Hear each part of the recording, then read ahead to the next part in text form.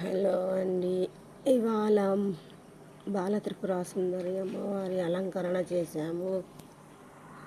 పూజారి గారు వచ్చి ఆ పూజ ఎలా చేయాలి, అది ఎలా విధానము అంతా మాకు చెప్తూ మా చేత చేయిస్తూ అమ్మకి అన్ని విధాల అలంకరణ అన్ని భవానీ వాళ్ళు చేస్తూ మాలల్ని వాటిని శుద్ధిపరుస్తూ ఆ మాలల్ని మరి భవానీ వాళ్ళు ధరించాలి కాబట్టి వాటిని శుద్ధి చేసి మరి ప్రతి ఒక్కరికి మాలలు అందిస్తూ ఆయన అంత చక్కగా అమ్మవారి చేతికి వేస్తూ పూజ అయిన అనంతరము ప్రతి ఒక్క భవానీ వాళ్ళు మాల ధరిస్తారు. కంకణాలు వేసుకునే వాళ్ళు కంకణాలు వేసుకుంటారు.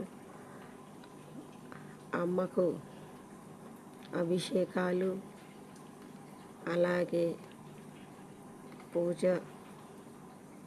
అందరికీ ఎలా ఆ కథ ఏంటి, ఆ రూపం ఎందుకు వచ్చింది అంటూ చెప్తూ వివరిస్తూ బాల త్రిపుర సుందరి అవతారము అలంకరణ అందరికీ వాటి గురించి చెప్పారు పూజారి గారు. జై భవానీ.